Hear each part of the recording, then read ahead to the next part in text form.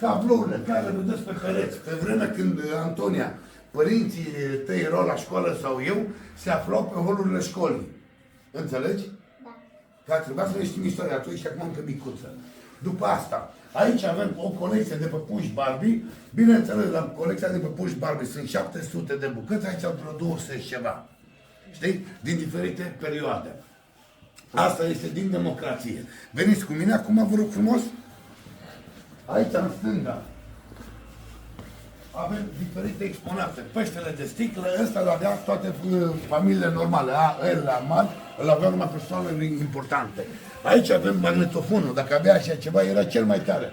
Antonia, dacă avea ăsta pe vremea lui Nicolae Ceaușescu, avea cei mai mulți prieteni. Serios, să asculta muzica. Acum, pentru părinți, se va arăt ceva care puținul lume știa că exista. Prezervative comuniste. Numele lor, dar fabrica era la Timișoara. Dermatita sau Dermatina, ceva genul ăsta. Dar numele prezervativului era Mini-Max. Antonia, ce este azi Mini-Max?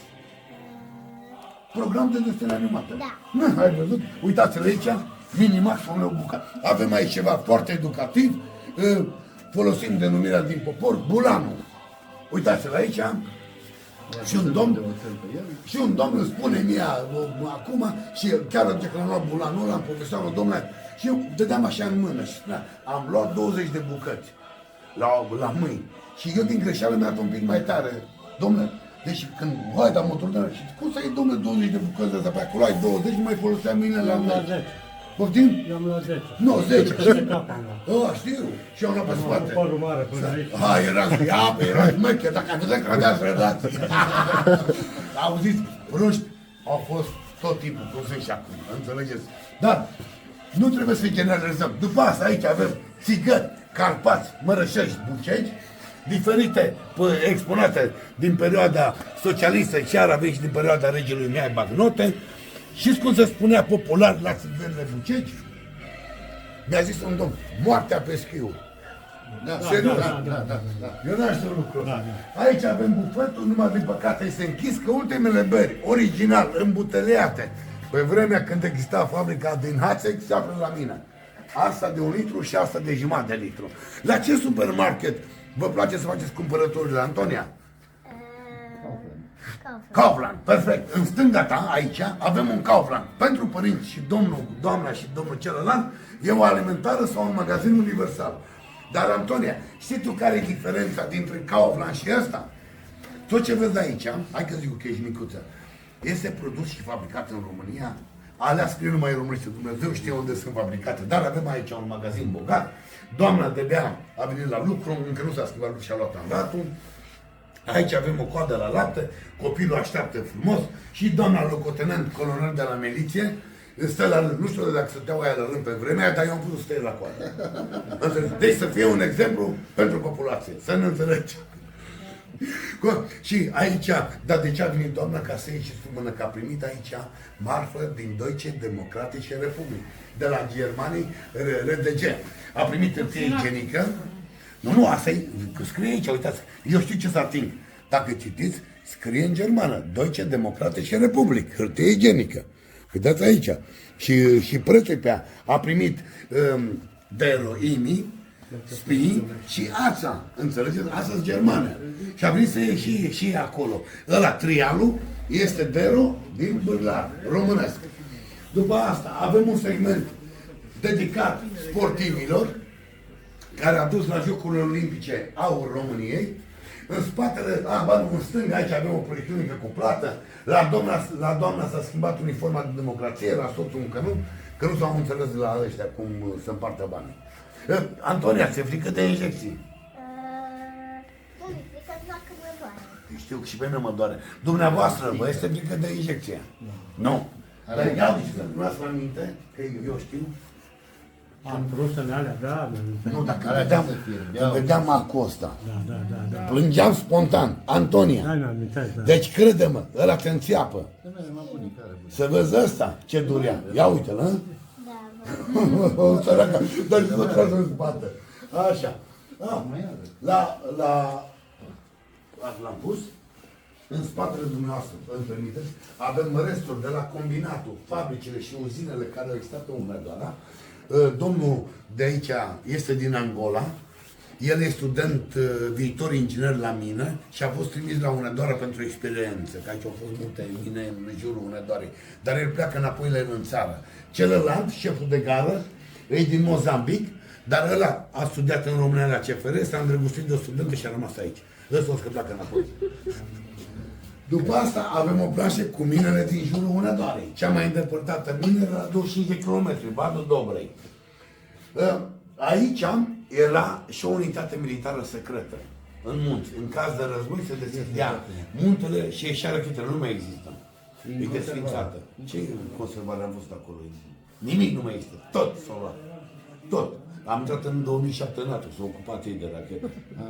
De tot. Nu mai există absolut nimic. Așa. Acum, aici intrăm la o școală. Să nu faci gălăgie, Antonia, că în tovară și inspector de la București. Unde e domnul cu părul lung? Domnul cu părul lung. Veniți un mic, vă rog frumos. Acum o să intrăm la o școală. Nu faceți gălăgie, că aici un tovară și inspector detașat de la București la Hunedoara, e cam supărat, ăsta are cioc. Are relații. Că pe vremea lui Ceaușescu, numai aia care aveau relații, aveau voie să aibă cioc, barbă și părul lung, așa un pic. Dar știți care era motivul de ce aveau cioc și barbă? Tot un domn a zis. Aia care aveau relații. Erau sensibili, domnule, chiar în zonele astea. Da. Și de asta și aia cu părul lung aveau probleme cu părul. Nu, în fine. Bine ați venit. Și aici avem și un cabinet medical. Te rog, hai, Antonia. Uite, aici avem și un băiat la Gărgiliță. Îți face mic cu tot. E fain? Nu vezi? Ăsta este Vasile. Serios, de la mică frumos ai auzit? Uite, vezi de acum aici, ăsta sunt eu. Da. Nu, șef de unitate.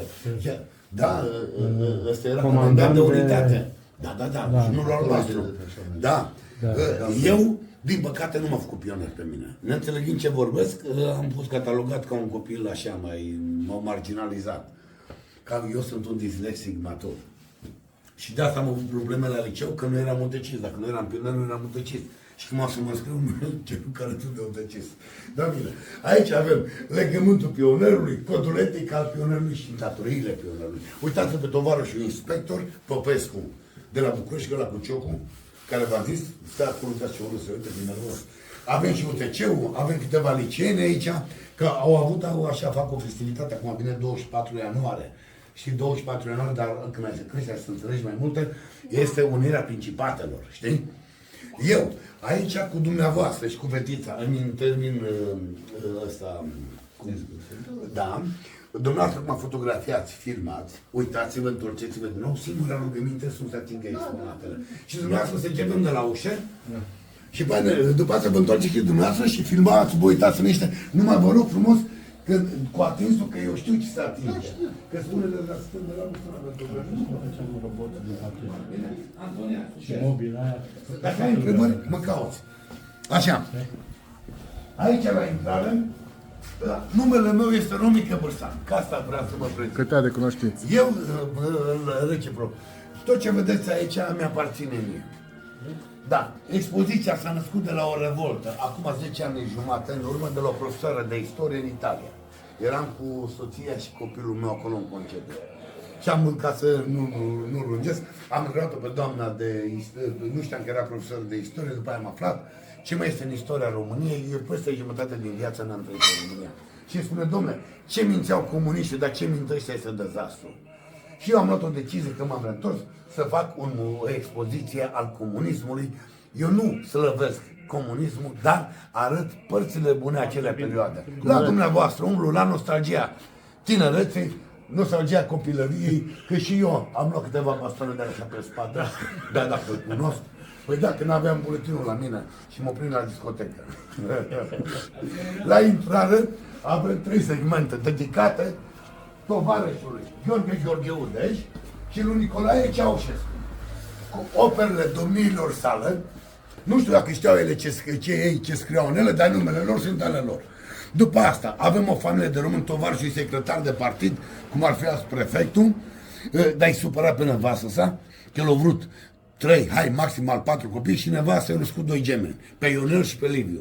și are 5 copii care sunt la creșă și de asta e supărat, ea e la cultură, avem răpirea din Sărai, că de asta tovarășul are peștele ăla încă că e mare. După asta un alt segment dedicat în memoria domnului Gelu Titu Simov, îl avem aici pe domnia sa, care a fost președintele FC Corvinului Mare Hunedoara. echipă.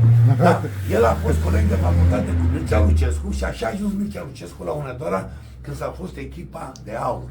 Toate exponatele, tot ce vedeți este original. Aici este cupa UEFA de participare, când și Corvinul a participat în 82 și a luat bătaie cu Chrysler. Și le se oferea o plachetă de aceasta. După asta, aici avem diferite exponate cu congresul, ziarele astea le-am pus intenționat aici, ăia din Dobrogea sau de prin Oltenia, când vin să vadă cu irigațiile, când le-ați avut, le-ați tăiat. Și acum plângem că ne inundă ăsta, cum îi spune, deșertul. Știți? Aici este povestea expoziției, puteți înghițiți în liniște, și aici ce spune Petre Țuțea despre Nicolae Ceaușescu și cu cine îl compară pe Nicolae Ceaușescu. Asta în 91. Înțelegeți? După asta, stânga și dreapta. Avem două segmente dedicate CFR-ului și vămii române. Expoziția se numește Pașii României prin socialism și democrație. Prin democrație arătăm ăia doi roboți din pachete de țigări, câteva uniforme militare, colecția Lego și colecția păpuși Barbie și câteva sticle de băutură. Restul este din comunism. Aici avem un miner care se pregătește pentru 24 ianuarie festivitate, gărdile patriotice, un alt segment dedicat în memoria domnului Răceanu Viorel, care a fost primarul Hunedoarei. Domnia sa a murit anul trecut în iunie. Anul trecut? Poftim? Anul trecut, da? Da. A fost 20 de ani.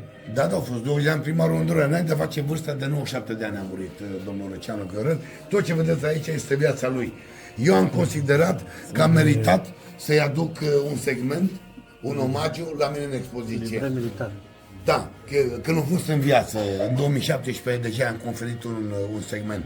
Aici avem o familie de români adevărat, o sufragerie, mama sportivă, copiii sportivi și tatăl sportiv cu jucăriile aferente, le mențineți minte, cum era. Cea mai bună telecomandă, doamnă, știți care era la televizorul ăsta? Cine? A zis? Noi copiii. Păi nu mai țineți minte. Du-te schimbă programul, du-te dai un pumn și îi revine imaginea. Înțelegeți? Asta de pește. Da, peștele. Dar avem și o pescărie, uitați. Peștele, ăsta l-avea populația normal, nu ale aia mari. Din ăștia am avut și noi. Da. După asta aici avem colecția de Lego. Încep. Vă doare piciorul ceva? Vă aduc un scaun, stați jos? Așa, aici avem Lego City, Lego Technic și supereroi. Și acolo Jurassic Park, Harry Potter, căluții. Eu nu le-am avut. Nici eu, asta zic democrație. Da. Și aici e colecția de Lego Ninjago, aici mi lipsește câteva temple, care din greșeală aici am dat pe stele și am căzut jos și să le facem. După asta avem jandarmăria, poliția actuală, miliția, care a fost înlocuită de poliție. Domnul, că vă văd mai în vârstă, așa, de ce milițianul ăsta dădea din cap când îl prindea ploaia, făcea așa. Ascultam muzică rock. Păi dar pe tablele când ploua. După asta, uniformele kaki sunt uniforme de serviciu, cele albastre sunt uniforme de paradă din perioada comunistă. Problema este că nu erau așa multe femei în perioada aia în armată, dar uniformele astea le-au purtat bărbați, ofițeri. Nu mi intră pe manechinii din democrație. Așa arătă un bărbat. Și astăzi erau bărbații trași prin inel. Și astăzi suntem trași prin inel, dar depinde de circumferința inelului. Da, corect. După asta arătăm trecerea de la comunism la capitalism. Mari și frumos, general armate România acolo în spate, pe podium, dreapta, stânga, roșie cu albastru și ăștia doi, albastru, regimentul de gardă sau regimentul 30, care dă onor președintelor sau diferitor persoanelor importante. La rândul lor înconjurează diferiți subofițeri și ofițeri din diferite structuri ale armatei române. Da, da. Aici, păpușile barbe, deci cam de aici am început cu dumneavoastră, da? Dar acum, fotografiați, filmați, uitați-vă, bine? Da. Aveți întrebări, vă stau la dispoziție, bine? Mulțumesc. Singura rugăminte să nu se atingă exponatele. Deci, eu zic că este o nostalgie a tinereței, o nostalgie a copilăriei, cu bune și cu rele. Dar, din păcate, și astăzi, când trăim în așa zisă democrație, nu se vă spune adevărul. Haideți, domnule, am zis tot timpul să vorbim. Niciun sistem nu-i perfect. Exact. Toate au și părți bune și părți Dar haideți să vorbim și părți bune și părți rele. Nu pe unii îi huiduim și pe unii îi slăvim. Asta pe mine mă deranjează, înțelegeți? Da. Sunteți de invidiat. Numai uniformele astea, cum ați spus să faceți răsche, mă gândesc că... Și cu ajutorul de la statul major le-a plăcut ceea ce am făcut. Donație, Poftim? donație sau cum? Nu, puține sunt donate. Trebuie să plătești materialul și asta. Și alea sunt de la diferiți ofițeri care îi cunosc. Multe uniforme care Bine, vedeți puteți dumneavoastră la aici. pensă, sau cum de da? Da. Multe uniforme care sunt aici, eu le cunosc proprietarii și unele au și un sfârșit mai tragic. Înțelegeți? E mult de povestit, că pe mulți eu îi cunosc de aici uniformele. Uitați-vă, bine, fără probleme, da? Eu mă reduc la dumneavoastră. Antonia, poate tot. Du-te la Lego și la păpușile poate să te uiți. Că e acolo veni să răbdă.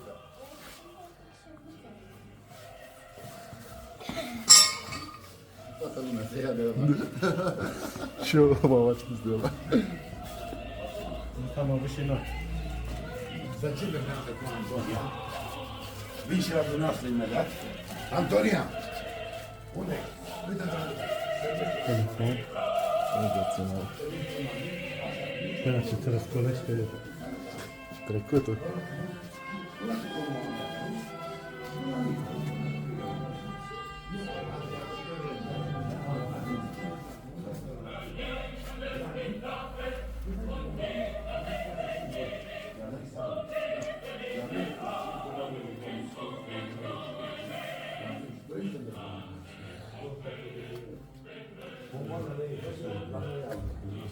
E corect?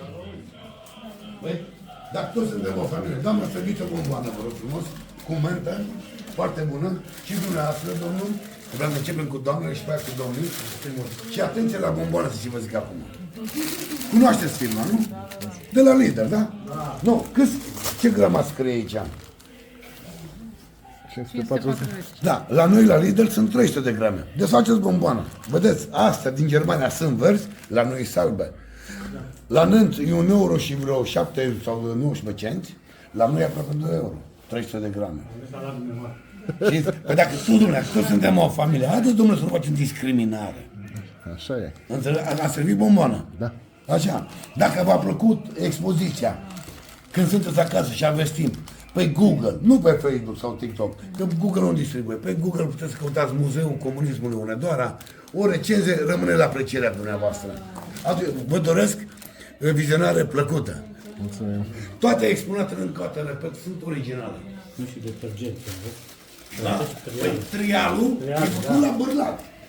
Da, da, trial e bârlădean. După aia avem și stăluța, care când dădeai pe pereți cu bar, băgai de la să sclipească stăluța. Era și tixul ăla. L-ai tixul. Poftim? Tixul. Tix, Tixul ăla. nu l-am. Nu l-ai. Nu l-am. Am tix, dar nu românesc, german. Ăla, ața, e tix. Dar de la comuniști, nemții comuniști. Uite banii. Da. Laptele și iaurt, ce... Ce coadă era Ce acolo. gust are, da. Asta Aici e. avem sticlele și după doamna. Știți care iaurt se apropie de ăsta de Simu? Simu? Simu se Simu apropie. Alban. Da? Da? Uitați, veniți un pic. Uitați, aici avem borcanele de alea, Sana, iaurt. Alea, da, Da, da, da, le-am pus acum unul după altul. Fain erau alea. Păi vedeți care are capacul ăla de plastic. Și despre fel. A se consuma până joi. Era? Da? Da, ce tare. Și am adunat multe exponate. Ce vedeți dumneavoastră aici, s-a dus de mine înapoi în România. Și din America am exponat adus înapoi în România. Și din Iran. Și din peste tot pe unde am fost, tot am adus. Câte ceva. Da, da. Uitați, asta de exemplu am adus-o din Teheran. În Timișoara, cu Republica Socialistă Românească. Pacheta asta. Tare.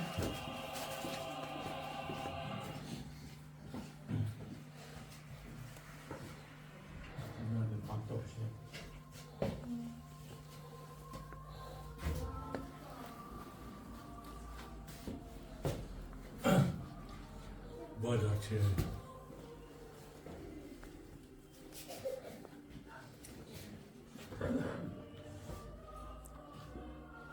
Șlifoviț.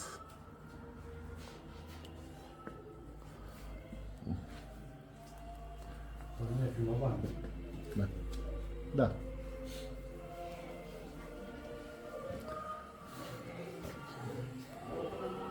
Ce zici, domnule?